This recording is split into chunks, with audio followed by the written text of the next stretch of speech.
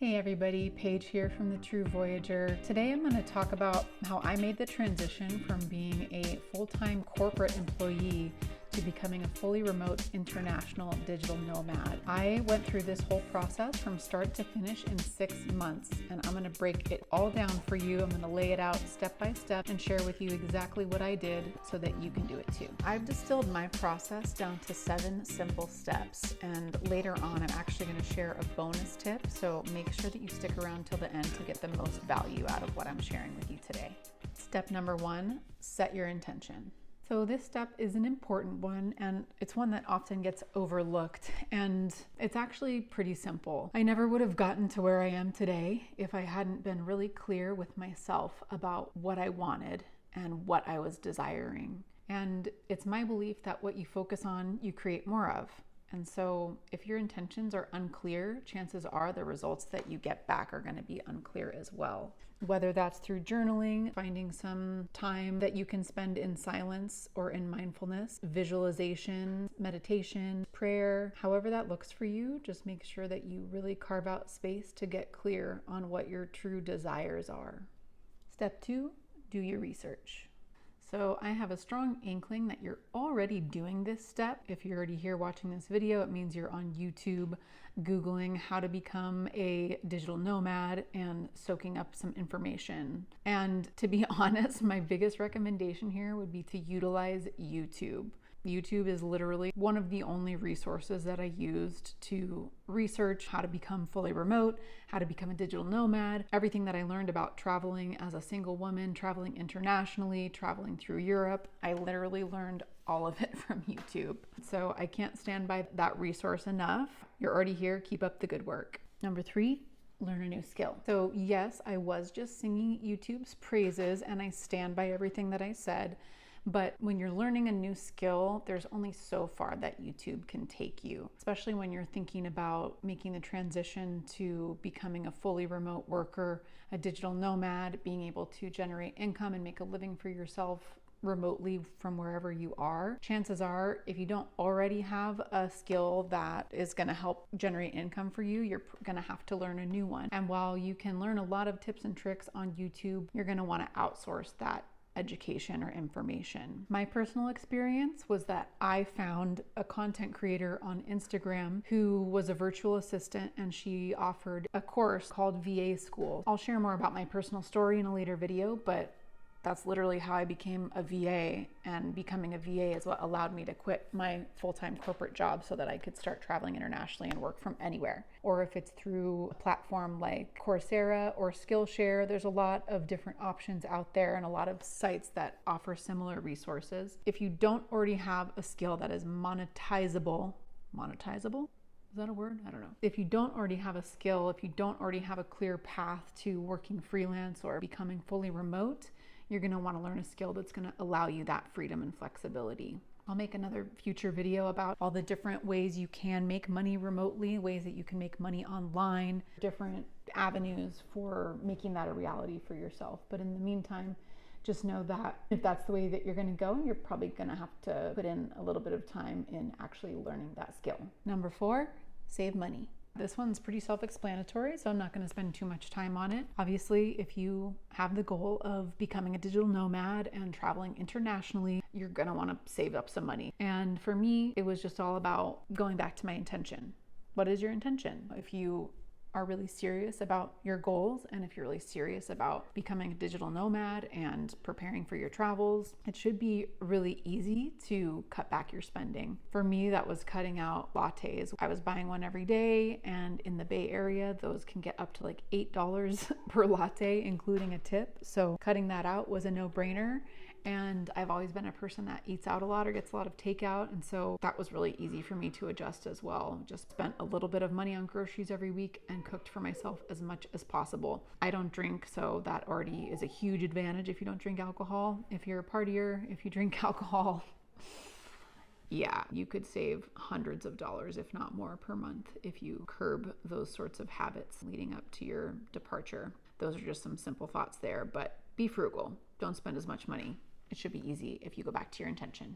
Number 5, sell your stuff. I don't know what your specific living situation is. I don't know how much space you have in your house. I don't know how much stuff you've accumulated over the years, but I know that for me, I'm 38 years old and I have lived by myself for over 15 years. And when I was living in the Bay Area, I had been in a really large 1-bedroom apartment for the past 3 years. So safe to say I had filled it up with a bunch of stuff over the years. I also went to Burning Man a bunch of times, and I was going to festivals. And so I had a basement full of gigantic carpets and camping gear and all sorts of stuff. And I am passionate about fashion and clothing, and so I had more clothes than I knew what to do with. In fact, I had tons of clothes that I hadn't worn in years that were just taking up space in my closet. I had a huge king-size bed. I had a huge sectional sofa, just tons of furniture. Whatever, when you live alone as a single person, or not even as a single person, probably more if you have a family or if you're a couple. But that's kind of where we're at this day and age, is just we are kind of obsessed with materialism. Most of us, I won't speak for everyone, but as a whole, we love our stuff. So when I knew that I wanted to travel internationally and be a digital nomad, when I bought my one-way ticket, I didn't know when I was going to be coming back. I mean, I still don't. I'm still traveling right now. I knew that I was going to be gone for an indefinite amount of time, and I knew that I didn't want to get a storage unit and just be paying however much. With my amount of stuff, it probably would have been $100 per month at least. So I knew that I wanted to get rid of all my stuff. So I did that. And I will say I was able to make around $1,200 from selling most of my clothing, most of my furniture, and just random accessories and other random stuff. So my advice would be start early. If you're going to sell all your stuff to go traveling, you should start months in advance. I would start 3 months in advance, because some larger items like big pieces of furniture, instruments, audio equipment, sometimes it just takes longer for you to find the right buyer that's actually going to pay you the price that you're asking. If you try to sell all your stuff at the last minute, you're going to be down to the wire, and you're either going to have to throw stuff away that doesn't get sold, or you're not going to get the price that you want for it. So if you're in the US, Craigslist is still a great resource for selling your stuff. There's a couple of sites like OfferUp, which I didn't actually have the best experience with, because I think a lot of these companies now want you to pay to have your ad shown to more people, whereas classified services used to be very straightforward. You could just post something and it would be shown to your community and people would be able to reach out to you. So you have to be a little bit more discerning and maybe post more regularly to actually get the exposure that you need to actually sell your item. If you can sell all your stuff, do it. You'll not only free up all this physical and energetic space so that you don't need a storage unit, but you could also potentially make at least a couple $100 as well. Step 6. Finalize your travel plans. So you are super close to the finish line here. If you've made it this far, you've already set a clear intention. You've already done your research. You've learned a new skill that you can monetize and make a living with. You've decided to get frugal with your spending. You sold all of your stuff, maybe made a buck or two along the way. And now it's time to finalize your travel plans by researching what your first destination is going to be and what your first couple of months are going to look like. So me personally, I'm a planner. I have a bunch of planets in Capricorn. It's just how I came into this world. I'm just wired this way. I will say doing long and slow travels have helped me to loosen up around that. Sometimes I do like to be a little more loose and open and travel more intuitively. But when I was first planning to leave the States and finalizing all of my plans, I definitely wanted to have my first 3 months booked out already. That obviously involves thinking about what your first destination is going to be and then planning the accommodation for the first month or so. So for me, that included choosing my first destination and then making sure that my travel plans and my accommodations were booked for the first 3 months. This might look different for you. Maybe you just want to have your first month booked. Maybe you're even more of a planner than me and you want to have your first 6 months booked out. I mean, that would be a little extreme. But I would say that if you haven't traveled much or you've never been a digital nomad, it might just make you feel a little bit better to take some time to do some research on different places and destinations. Also, when you're talking about accommodation and Airbnbs and hotels and stuff, sometimes if you book well in advance, you have a bigger selection of places to choose from. That's especially true for Airbnb because sometimes the good ones get booked up ahead of time. But there's no right or wrong way to do this. It's just a personal recommendation and suggestion on my part. Usually when someone wants to start traveling internationally and work remotely, this is the part that they start doing before everything else, because you get excited about different destinations around the world and different locations, and it's really fun to just spend time researching them all. So whatever way you want to go about it, it'll be the right way for you. Step 7, buy your one-way ticket. If you make it to this step, it's really exciting because it's the definitive step that really finalizes everything and seals the deal. When I finally bought my one-way ticket, I knew that it was really happening. So don't miss this very important step. All right, if you're still here, I got my bonus tip for you. And like I said at the beginning, it's actually really foundational and probably more important than everything else that I've shared thus far. The bonus tip is you have to believe in yourself and you have to believe in your dreams.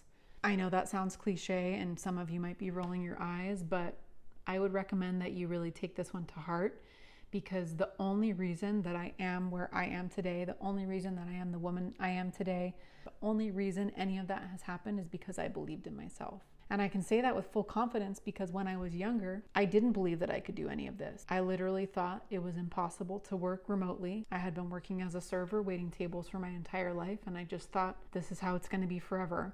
I don't have the skills to work fully remotely, or I'm not a business person, or I'm not part of that corporate lifestyle, so how am I going to be able to ever work remotely? But eventually I got to a point where what I was doing was making me so unhappy that I knew that something had to change. And so I changed my mindset. I started believing that I could work fully remotely. I saw other people doing it and I thought, well, if they can do it, why can't I do it too? Same goes for moving out of the city. Like when I decided that I wanted to leave the Bay Area, I finally decided, like, no, it's possible. People move all the time. I can do it. Whereas prior to that, I had felt like I was trapped there and I thought that I would never make enough money to leave.